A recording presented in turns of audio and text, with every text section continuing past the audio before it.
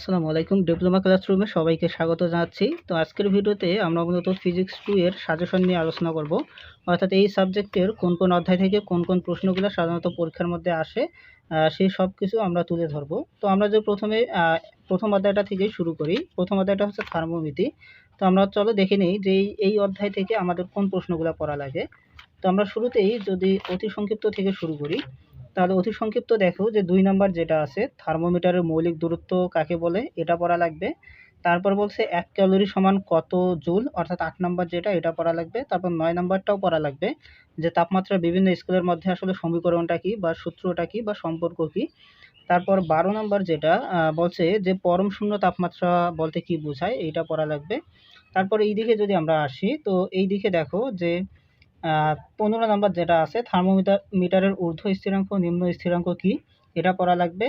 তারপর এই দিকে আর প্রশ্ন নাই। আমরা যদি অপর পৃষ্ঠায় আসি, তাহলে অপর পৃষ্ঠায় এই দিকে দেখো যে ৫৮ নাম্বার এবং ৫৯ নাম্বার দুইটাই কিন্তু একই রকম প্রশ্ন। এখানে বলছে যে তামার আপেক্ষিক তাপ এত বলতে কি বোঝায়, আর ৫৯ নাম্বার বলছে পানির আপেক্ষিক তাপ এত বলতে কি বোঝায়। তো দুইটাই কিন্তু সেম কোশ্চেন। তো এইরকম টাইপের যে কোশ্চেনগুলা, সেটা তোমার তামার হইতে পারে, পানির হইতে পারে, অন্য কোনো পদার্থেরও দিতে পারে। সো এইগুলা পড়তে হবে যে এই প্রশ্ন দুইটা কিন্তু একই সেম টাইপের। আবার অন্য পদার্থ দিলেও কিন্তু এই সেম টাইপেরই হবে। তারপর দেখো যে ৬০ নম্বর যেটা, আপেক্ষিক তাপ কাকে বলে, এটা পড়া লাগবে। তারপর যদি আমরা অপর পৃষ্ঠায় আসি, তো অপর পৃষ্ঠায় আবার দেখো যে এখানে বলছে যে বরফ গলনের সুপ্ত তাপ এত বলতে কি বোঝায়, অর্থাৎ ৬৫ নাম্বার যে প্রশ্নটা, এই ৬৫ নাম্বার প্রশ্নটা পড়া লাগবে। তারপর এখানে ৬৭ নাম্বার যেটা আছে যে সুপ্ত তাপ কাকে বলে, এটা পড়া লাগবে। তারপর হচ্ছে ৭২ নাম্বার প্রশ্নটা, পানি সম কাকে বলে। তো এইগুলাই হচ্ছে এই অধ্যায়ের অতি সংক্ষিপ্ত, আর অতি সংক্ষিপ্ত কোনো পড়া লাগবে না। তো এখন যদি আমরা সংক্ষিপ্ত প্রশ্নে আসি, তো সংক্ষিপ্ত প্রশ্নে এখানে দেখো যে ১ নাম্বার যেটা আছে যে তাপ ও তাপমাত্রার মধ্যে পার্থক্যগুলো কি কি, এটা কিন্তু ইম্পর্টেন্ট একটা প্রশ্ন। তারপর ৩ নাম্বার যেটা আছে যে থার্মোমিটারে পারদ ব্যবহারের সুবিধাগুলো লেখো। এইটা বেশি একটা ইম্পর্টেন্ট না, জাস্ট পড়ে নিবা। তো এই ৪ নাম্বার যেটা, থার্মোমিটারের গঠন বর্ণনা করো, মানে একটা পারদ থার্মোমিটারের গঠন বর্ণনা করো। গঠন ও কার্যপ্রণালীও থাকতে পারে। তো এটা কিন্তু সংক্ষিপ্ত এবং এটা কিন্তু রচনামূলকেও আসে। সো সংক্ষিপ্ত এবং রচনামূলকের জন্য তোমরা পড়বা যে একটা পারদ থার্মোমিটারের গঠন ও কার্যপ্রণালী। যদি সংক্ষিপ্তে আসে তাহলে শুধুমাত্র গঠন আসবে, আর যদি রচনামূলকে আসে তাহলে গঠন ও কার্যপ্রণালী দুইটাই আসবে। এরপরে দেখো যে আমাদের যেটা পড়া লাগবে, সেটা হচ্ছে ৫ নাম্বার, বিভিন্ন স্কেলের মধ্যে সম্পর্ক স্থাপন করো। এটা কিন্তু খুব ইম্পর্টেন্ট একটা প্রশ্ন। তারপর এই দিকে যদি আমরা আসি, তো এই দিকে কিন্তু আছে এই যে ক্যালোরিমিতির মূলনীতি বর্ণনা করো, এইটা জাস্ট একটু পরে নিবা। তো এইগুলাই হচ্ছে মূলত সংক্ষিপ্ত প্রশ্ন। তো এই সংক্ষিপ্ত প্রশ্নগুলা থেকে কিন্তু একটা সংক্ষিপ্ত প্রশ্ন অবশ্যই আসবে। তো এরপর যদি আমরা রচনামূলক প্রশ্নে আসি, তো রচনামূলক প্রশ্ন এই যে যেটা বলছিলাম যে একটা পারদ থার্মোমিটারের গঠন ও কার্যপ্রণালী বর্ণনা করো, এই রচনামূলকটা পড়বা। এবং এর পাশাপাশি এই অধ্যায় থেকে কিন্তু ম্যাথ আসে, এবং সেটা সংক্ষিপ্ত এবং রচনামূলক দুইটার ক্ষেত্রেই কিন্তু আসে। তো আমি দুইটাই দেখাই দিতেছি। তো রচনামূলকের জন্য আমাদের যে টাইপের ম্যাথগুলো করা লাগবে সেটা হচ্ছে ক্যালোরিমিতি। এই যে ক্যালোরিমিতির মূলনীতি টাইপের যে অঙ্কগুলো আছে, এই অঙ্কগুলা কিন্তু সাধারণত রচনামূলকের মধ্যে আসে। তো এই অঙ্কগুলা প্র্যাকটিস করা লাগবে। এবং এর পাশাপাশি বিভিন্ন স্কেলের মধ্যে যে সম্পর্ক, এই স্কেল সম্পর্কিত কিন্তু কিছু ম্যাথ আছে। যেমন যে সেলসিয়াস স্কেলে এত তাপমাত্রা হলে কেলভিন স্কেলে কত বা ফারেনহাইট স্কেলে কত। তো এইরকম টাইপের যে ম্যাথগুলো আছে, এই ম্যাথগুলা কিন্তু সাধারণত সংক্ষিপ্ত প্রশ্নের মধ্যে আসে। অতি সংক্ষিপ্ত প্রশ্নের মধ্যেও দিতে পারে, বাট সংক্ষিপ্ত প্রশ্নের মধ্যে কিন্তু এইরকম টাইপের ম্যাথ থাকে। সো তোমরা এই দুইটা টাইপের ম্যাথ করবা ফিজিক্স 2 এর জন্য। আচ্ছা, এরপর যদি আমরা ২য় নাম্বার অধ্যায়ে যাই, তো ২য় নাম্বার অধ্যায়টা হচ্ছে পদার্থের উপর তাপের প্রভাব। তো এই অধ্যায়ে শুরুতে যদি আমরা অতি সংক্ষিপ্ত প্রশ্নে আসি, তো অতি সংক্ষিপ্ত প্রশ্ন আমাদের যেটা পড়া লাগবে, ১ নাম্বার, লোহার দৈর্ঘ্য প্রসারাঙ্ক এত বলতে কি বোঝায়। তারপর হচ্ছে দৈর্ঘ্য প্রসারাঙ্ক কাকে বলে। তো এই যে ২টা প্রশ্ন আছে, এইরকম সেম প্রশ্ন কিন্তু আরও কিছু করতে পারে। যেমন হচ্ছে লোহার আয়তন প্রসারাঙ্ক এত বলতে কি বোঝায়, বা লোহার ক্ষেত্র প্রসারাঙ্ক এত বলতে কি বোঝায়। তো এইগুলো হচ্ছে কিন্তু সেম টাইপের, মানে একই ধরনের প্রশ্ন, এইরকম টাইপের যেকোনো একটা দিতে পারে। অথবা তোমাকে প্রশ্ন করতে পারে যে দৈর্ঘ্য প্রসারাঙ্ক কাকে বলে, আয়তন প্রসারাঙ্ক কাকে বলে, বা ক্ষেত্র প্রসারাঙ্ক কাকে বলে। এইরকম টাইপের কিন্তু যে সংজ্ঞাগুলো আছে, সংজ্ঞাগুলো একটু পরে নেবা। এবং এর পাশাপাশি এই দিকে দেখো যে ২৩ নম্বর যেটা আছে যে তাপ পরিবহন গুণাঙ্কের সংজ্ঞা দাও, এটা পড়া লাগবে। তারপর হচ্ছে তাপ পরিবাহিতা কাকে বলে, ২৬ নম্বর, এটা পড়া লাগবে। তো এই দিকে আর অতি সংক্ষিপ্ত নাই। এখন যদি আমরা সংক্ষিপ্ত প্রশ্নে আসি, তো সংক্ষিপ্ত প্রশ্নে দেখো যে খুবই ইম্পর্টেন্ট দুইটা প্রশ্ন, 2 নাম্বার এবং 3 নাম্বার। একটা হচ্ছে তোমার দৈর্ঘ্য প্রসারাঙ্ক এবং আয়তন প্রসারাঙ্কের মধ্যে সম্পর্ক, আর একটা হচ্ছে ক্ষেত্র প্রসারাঙ্ক আর দৈর্ঘ্য প্রসারাঙ্কের মধ্যে সম্পর্ক। তো এই দুইটা কিন্তু খুবই ইম্পর্টেন্ট পরীক্ষার জন্য। তো এইটা কিন্তু তোমার সংক্ষিপ্তও থাকতে পারে, আবার রচনামূলকেও থাকতে পারে। এই দুইটা পড়লে কিন্তু রচনামূলকটা সহ হয়ে যাবে।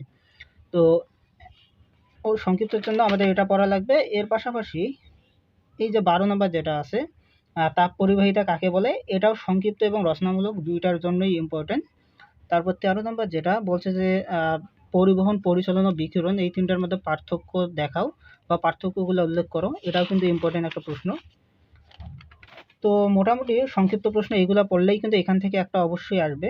তো এরপর যদি রচনামূলক প্রশ্নে আসি, তো এই যে তোমার প্রথম অধ্যায় এবং দ্বিতীয় অধ্যায় এগুলা থেকে কিন্তু অনেক বেশি মার্ক থাকে। তো এখানে এই যে দ্বিতীয় অধ্যায়, এই দ্বিতীয় অধ্যায় থেকেও কিন্তু একটা রচনামূলক অবশ্যই থাকবে, এবং এখানে রচনামূলক মূলত ইম্পর্টেন্ট হচ্ছে দুইটা, এই দুইটার মধ্যেই যে কোনো একটা থাকবে। যেমন শুরুতে 2 নাম্বার যেটা আছে সেটা হচ্ছে আলফা, বিটা ও গামার মধ্যে সম্পর্ক দেখাও, মানে দৈর্ঘ্য প্রসারাঙ্ক, আয়তন প্রসারাঙ্ক ও ক্ষেত্র প্রসারাঙ্কের মধ্যে সম্পর্ক। তাহলে এই যে 1 নাম্বার যেটা আছে, এই 1 নাম্বারটা কিন্তু খুবই ইম্পর্টেন্ট। এবং এর পাশাপাশি আরেকটা প্রশ্ন পড়া লাগবে, সেটা হচ্ছে তাপ পরিবাহিতা কাকে বলে এবং এর গাণিতিক রূপটা দেখাও। তার মানে এই অধ্যায়ে হচ্ছে এই দুইটা রচনামূলক প্রশ্ন, এবং তার মধ্যে সবচেয়ে ইম্পর্টেন্ট হচ্ছে 2 নাম্বারটা। আর তোমার এই যে 2 নাম্বার এবং 9 নাম্বার, এই দুইটার যে কোনো একটা কিন্তু অবশ্যই আসবে। সো এই দুইটা খুবই ইম্পর্টেন্ট। তো 2 নাম্বার অধ্যায় থেকে মোটামুটি এই প্রশ্নগুলোই পড়া লাগে। এরপর যদি আমরা 3 নাম্বার অধ্যায়ে আসি, এই 3 নাম্বার অধ্যায় থেকেও কিন্তু রচনামূলক প্রশ্ন প্রতিবারই থাকে। তো আমরা প্রথমে অতি সংক্ষিপ্ত দিয়েই শুরু করি। তো অতি সংক্ষিপ্ত আমাদেরকে 1 নাম্বারটা পড়া লাগবে যে জুলের সূত্রটি লেখো। তারপর পড়া লাগবে হচ্ছে 3 নাম্বার যান্ত্রিক সমতার সংজ্ঞা কি, এই দুইটা পড়া লাগবে। এবং এর পাশাপাশি এই দিকে যদি আসি, এই দিকে দেখো যে রুদ্ধতাপীয় প্রক্রিয়া কাকে বলে, এবং এর পাশাপাশি আরও পড়া লাগবে যেমন হচ্ছে সমষ্ণ প্রক্রিয়া কাকে বলে, সমচাপ প্রক্রিয়া কাকে বলে। এই যে প্রক্রিয়াগুলোর যে সংজ্ঞা, এই সংজ্ঞাগুলো একটু পরে নিবা। তো এরপর যদি আমরা সংক্ষিপ্ত প্রশ্নে আসি, এই সংক্ষিপ্ত প্রশ্নের জন্য আমাদের 1 নাম্বারটা কিন্তু ইম্পর্টেন্ট, তাপগতিবিদ্যার প্রথম সূত্রের থেকে যান্ত্রিক সমতার ব্যাখ্যা দাও, বা তাপগতিবিদ্যার প্রথম সূত্রটার বিবৃতি ও ব্যাখ্যা প্রদান করো, এটা কিন্তু ইম্পর্টেন্ট। এর পাশাপাশি আমরা সংক্ষিপ্তের জন্য আর কোনো কিছু পড়া লাগবে না এই অধ্যায় থেকে। তো এখন আমরা যদি রচনামূলক প্রশ্নে আসি, তো রচনামূলক প্রশ্নের জন্য আমাদেরকে যেটা পড়া লাগবে সেটা হচ্ছে প্রথমত এই যে 1 নাম্বার পিভি গামা ইকুয়াল ধ্রুবক, এইটা। আর একটা হচ্ছে 7 number CP minus CV equal R. এই যে দুইটা রচনামূলক প্রশ্ন আছে, এই দুইটা রচনামূলকের মধ্যে মানে দুইটার মধ্যে যে কোনো একটা কিন্তু প্রতিবারই থাকে, তার মানে অবশ্যই ধরে নাও যে এই দুইটার মধ্যে একটা থাকবে। আর এই দুইটার মধ্যে যদি সবচেয়ে ইম্পর্টেন্ট বলতে চাই তাহলে সেটা হচ্ছে 1 নাম্বারটা, এইটা হচ্ছে সবচেয়ে ইম্পর্টেন্ট। তো 3 নাম্বার অধ্যায় থেকে মোটামুটি এই ধরনের প্রশ্নই থাকে। এখন যদি আমরা 4 নাম্বার অধ্যায়ে আসি, তাপগতিবিদ্যার দ্বিতীয় সূত্র, তো এখানে আমাদের অতি সংক্ষিপ্ত পড়া লাগবে হচ্ছে 7 নাম্বার এন্ট্রপি কাকে বলে, তারপর হচ্ছে 8 নাম্বার তাপগতিবিদ্যার দ্বিতীয় সূত্রটি লেখো, তারপর 9 নাম্বারটা পরে রাখবা তাপ ইঞ্জিনের মূল তথ্য কি। তো অতি সংক্ষিপ্ত এগুলাই। তো আমরা যে সংক্ষিপ্ত প্রশ্নে আসি, সংক্ষিপ্ত প্রশ্ন এটা পড়া লাগবে 4 নাম্বারটা এন্ট্রপি কি, এবং দেখা হচ্ছে পৃথিবীর এন্ট্রপি ধনাত্মক বা এন্ট্রপির তাৎপর্য আলোচনা করো, এটা পড়া লাগবে সংক্ষিপ্তর জন্য। তো আর সংক্ষিপ্ত এই অধ্যায়ে নাই। আর রচনামূলকও এই অধ্যায় থেকে আসে না। সো রচনামূলক এবং সংক্ষিপ্ত বেশি একটা পড়ার দরকার নাই। তো আমরা যদি 5 নাম্বার অধ্যায়ে আসি, স্থির তড়িৎ, তো এই অধ্যায় থেকেও কিন্তু বেশি একটা প্রশ্ন হয় না, বাট তবু আমরা দেখি যে কোন কোন প্রশ্নগুলো আসলে আমাদেরকে পড়া দরকার, ঠিক আছে। তো আমরা সেই প্রশ্নগুলো একটু আমরা দেখে নিই। তো প্রথমে আমরা যদি অতি সংক্ষিপ্ত থেকে শুরু করি, তো এই যে দেখো যে অতি সংক্ষিপ্ত 1 নাম্বার যেটা আধানের সংজ্ঞা দাও, এটা পড়বো। তারপর হচ্ছে কুলম্বের সংজ্ঞা দাও, তড়িৎ ক্ষেত্র কাকে বলে, তারপর হচ্ছে তড়িৎ প্রাবল্য কাকে বলে, তারপর এইদিকে যদি আসি তড়িৎ বিভব কাকে বলে 13 নাম্বারটা যেটা, এইগুলা পড়া লাগবে। এবং এইদিকে সংক্ষিপ্ত প্রশ্নের ক্ষেত্রে যদি আসি, সংক্ষিপ্ত প্রশ্নে এইটা ইম্পর্টেন্ট বলা চলে যে কুলম্বের সূত্র বিবৃতি করো ও ব্যাখ্যা প্রদান করো, অর্থাৎ 3 নাম্বার যেটা, এইটা পড়া লাগবে। তো এরপরে আমরা যদি রচনামূলকের ক্ষেত্রে আসি, এই অধ্যায় থেকে সাধারণত রচনামূলক প্রশ্ন আসে না, বাট তবুও যদি কেউ প্রিপারেশন নিতে চায় আর কি, তো সেই ক্ষেত্রে দুইটা রচনামূলক পড়তে পারে। একটা হচ্ছে বিন্দু আধানের দরুন তড়িৎ প্রাবল্য বা তীব্রতার রাশিমালা প্রতিপাদন, অর্থাৎ 2 নাম্বারটা। আরেকটা হচ্ছে 5 নাম্বারটা, যে ধারকের সঞ্চিত শক্তির রাশিমালা প্রতিপাদন করো, বা এইটা হচ্ছে W ইজ ইকুয়াল হচ্ছে হাফ CV স্কোয়ার, এই সূত্রটার মূলত প্রতিপাদন করতে বলতে পারে। তো কেউ যদি প্রিপারেশন নেয় এই অধ্যায় থেকে, তাহলে আমি বলবো যে এই দুইটা রচনামূলক পড়তে পারে, বাট বেশি ইম্পর্টেন্ট না আর কি এই অধ্যায়ও। তো এরপর যদি 6 নম্বর অধ্যায়ে আসি, 6 নম্বর অধ্যায় চৌম্বকত্ব, এই অধ্যায় থেকেও পড়ার মতো তেমন কিছুই নাই। তো এই অধ্যায় থেকে আমি বলবো না কোনো প্রশ্ন পড়া লাগবে, তো এই অধ্যায়টা বাদ। এরপর আমরা যদি 7 নম্বর অধ্যায়ে আসি, 7 নম্বর অধ্যায়টা হচ্ছে আলোর প্রতিফলন। এটা হচ্ছে খুব ইম্পর্টেন্ট একটা অধ্যায়, এখান থেকেও রচনামূলক প্রশ্ন অবশ্যই থাকে। তো আমরা যদি প্রথমে অতি সংক্ষিপ্ত থেকে শুরু করি, তো অতি সংক্ষিপ্ত দেখো যে এখানে প্রথমত পড়া লাগবে 1 নাম্বারটা প্রতিবিম্ব কাকে বলে, তারপর হচ্ছে 2 নাম্বার রৈখিক বিবর্ধন বলতে কি বোঝায়। এরপর যদি আমরা এইদিকে আসি, তো এখানে দেখো যে দর্পণের প্রধান ফোকাস কাকে বলে, তারপর হচ্ছে দর্পণ কাকে বলে, এইগুলা পড়া লাগবে। তারপর ওই যে আপতিত রশ্মি, প্রতিফলিত রশ্মি, আপতন বিন্দু, এগুলো তো তোমরা আগে থেকে পড়ে আসো, তো এইগুলার বাদ। এরপর আমরা যদি সংক্ষিপ্ত প্রশ্নে আসি, সংক্ষিপ্ত প্রশ্নের জন্য খুবই ইম্পর্টেন্ট একটা প্রশ্ন হচ্ছে এফ ইজ ইকুয়াল হচ্ছে R/2, এইটা প্রমাণ করা। তো এইটা অবতল দর্পণের ক্ষেত্রে বেশি ইম্পর্টেন্ট, তো তোমরা অবতল দর্পণ উত্তল দর্পণ দুইটাই পরে রাখবা। এর পাশাপাশি আমাদের আর যেটা পড়া লাগবে সেটা হচ্ছে বাস্তব ও অবাস্তব প্রতিবিম্বের মধ্যে পার্থক্য লেখো, তো এটাও কিন্তু ইম্পর্টেন্ট। তো আমাদের সংক্ষিপ্ত প্রশ্ন এই দুইটা পড়লেই হয়ে যাবে। এরপর যদি আমরা রচনামূলক প্রশ্নে আসি, তো রচনামূলক প্রশ্নে এখানে দেখো যে অবতল দর্পণের ক্ষেত্রে এই সূত্রটা প্রতিপাদন করো, এইটা কিন্তু খুবই ইম্পর্টেন্ট। তো তোমার পরীক্ষার মধ্যে কিন্তু অবতল দর্পণও থাকতে পারে, উত্তল দর্পণও কিন্তু থাকতে পারে, তবে বেশিরভাগ ক্ষেত্রে অবতল দর্পণ আসে। খুবই কম সময়ের জন্য, ধরো যে 10% সময়ে তোমার উত্তল দর্পণ আসে। তো উত্তল হোক বা অবতল হোক, যেটাই হোক না কেন, এই সূত্রের প্রতিপাদন কিন্তু পরীক্ষার মধ্যে আসবেই। সো এই রচনামূলক প্রশ্নটা অবশ্যই ভালোভাবে প্রিপারেশন নেওয়া লাগবে। আলোর প্রতিসরণ, তো এই আলোর প্রতিসরণ থেকে যে প্রশ্নগুলো আমাদের পড়া লাগবে সেগুলো আমরা একটু দেখে নেই। তো প্রথমে যদি আমরা অতি সংক্ষিপ্ত থেকে শুরু করি, তো অতি সংক্ষিপ্তের ক্ষেত্রে দেখো যে আমাদেরকে শুরুতে পড়া লাগবে হচ্ছে আলোকের প্রতিসরণ কাকে বলে, অর্থাৎ 1 নাম্বার। তারপর হচ্ছে 2 নাম্বার সংকট কোণ কাকে বলে, তারপর হচ্ছে 3 নাম্বার স্নেলের সূত্র কি, 3 নাম্বার না, এটা 5 নাম্বার, 5 নাম্বার হচ্ছে স্নেলের সূত্র কি। তারপর এই দিকে দেখো যে 10 নাম্বার পূর্ণ অভ্যন্তরীণ প্রতিফলন কাকে বলে, এটা পড়া লাগবে। তারপর হচ্ছে 12 নাম্বার লেন্সের ক্ষমতা কাকে বলে। তো এই অতি সংক্ষিপ্তগুলো পড়লেই হবে। এখন আমরা যদি সংক্ষিপ্ত প্রশ্নে আসি, সংক্ষিপ্ত প্রশ্নের ক্ষেত্রে 1 নাম্বারটা ইম্পর্টেন্ট, প্রতিসরণের সূত্রগুলো বর্ণনা করো। তারপর আমাদেরকে পড়া লাগবে হচ্ছে সংকট কোণ, এই সংকট কোণটা পড়া লাগবে। তারপর হচ্ছে পূর্ণ অভ্যন্তরীণ প্রতিফলনের সংজ্ঞা দাও চিত্রসহ, এটা পড়ব। তবে ইম্পর্টেন্ট বেশি আর কি 4 নাম্বারটা, সেটা হচ্ছে সংকট কোণ ও প্রতিসরাঙ্কের মধ্যে সম্পর্ক বের করো, এই সংক্ষিপ্ত প্রশ্নটা কিন্তু ইম্পর্টেন্ট। তো আমরা এই সংক্ষিপ্ত প্রশ্নগুলো পড়ব। এর পাশাপাশি আমাদের এই দিকে দেখো যে আর সংক্ষিপ্ত প্রশ্ন নাই, তো এখন আমাদেরকে কি করা লাগবে, রচনামূলক প্রশ্নগুলো পড়া লাগবে। তো রচনামূলক প্রশ্নের ক্ষেত্রে যদি আসি, তো এখানে দেখো যে শুরুতেই একটা রচনামূলক আছে এখানে, যে প্রিজমের ক্ষেত্রে আর কি, যে mu is equal sine A plus del m divided by 2 divided sine A by 2। তো প্রিজমের ক্ষেত্রে এই যে প্রতিসরাঙ্ক এবং বিচ্যুতির মধ্যে সম্পর্ক যেটা, এই সম্পর্কের প্রশ্নটা কিন্তু খুবই ইম্পর্টেন্ট রচনামূলকের জন্য। এবং এর পাশাপাশি অবতল লেন্সের জন্য বা লেন্সের ক্ষেত্রে প্রমাণ করো যে এই যে 1/v প্লাস হচ্ছে 1/u ইজ ইকুয়াল হচ্ছে 1/f। তাহলে এই অধ্যায় থেকে দুইটা রচনামূলক প্রশ্ন, একটা হচ্ছে লেন্সের সাধারণ সমীকরণ প্রতিপাদন, আর একটা হচ্ছে প্রিজমের। তো এই দুইটা রচনামূলক প্রশ্নের মধ্যে কিন্তু একটা আসার সম্ভাবনা সবচেয়ে বেশি। সো এই দুইটা রচনামূলক প্রশ্ন অবশ্যই পড়া লাগবে। তো এরপর যদি আমরা 9 নম্বর অধ্যায়ে আসি, 9 নম্বর অধ্যায়ে হয়তো তেমন কোনো প্রশ্ন নাই 9 নম্বর অধ্যায় থেকে। তো দেখি যে 9 নম্বর অধ্যায়ে আসলে আমাদেরকে কোনো প্রশ্ন পড়া লাগে কি না। তো এইদিকে 9 অধ্যায়ে আমাদের কোনো প্রশ্ন না পড়লেও চলবে, কেউ যদি 9 অধ্যায়টা স্কিপ করে তাহলে সমস্যা নাই।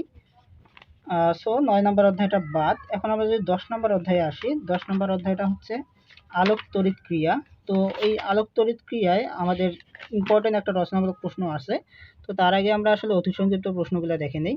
প্রথমে আমাদের পড়া লাগবে হচ্ছে ১ নাম্বার ক্যাথোড রশ্মি কী, তারপর হচ্ছে ২ নাম্বার এক্স রে কী, ৩ নাম্বার হচ্ছে আলোক তড়িৎ ক্রিয়া কী, এরপর হচ্ছে ফটো ইলেকট্রন কাকে বলে ৭ নাম্বার, এটা পড়া লাগবে। তো অতি সংক্ষিপ্ত আমরা এইগুলাই পড়ব। এর পাশাপাশি আমাদের যে সংক্ষিপ্তগুলো আছে, সংক্ষিপ্তের মধ্যে দেখো যে ক্যাথোড রশ্মির ধর্ম, তারপর হচ্ছে আলোক তড়িৎ ক্রিয়ার বৈশিষ্ট্যগুলো, এই দুইটা আমরা একটু জাস্ট পরে রাখবো, যদি আর কি মোস্ট ইম্পর্টেন্ট না।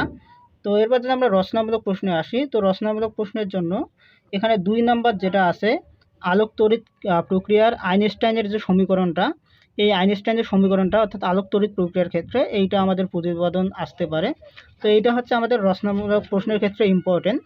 এখন আমরা যদি ১১ নম্বর অধ্যায়টার দিকে দেখি, ১১ নম্বর অধ্যায়টা হচ্ছে পরমাণুর গঠন। তো এই অধ্যায় থেকে আমরা প্রথমে অতি সংক্ষিপ্তগুলো দেখি আসলে কোনগুলো পড়া লাগে।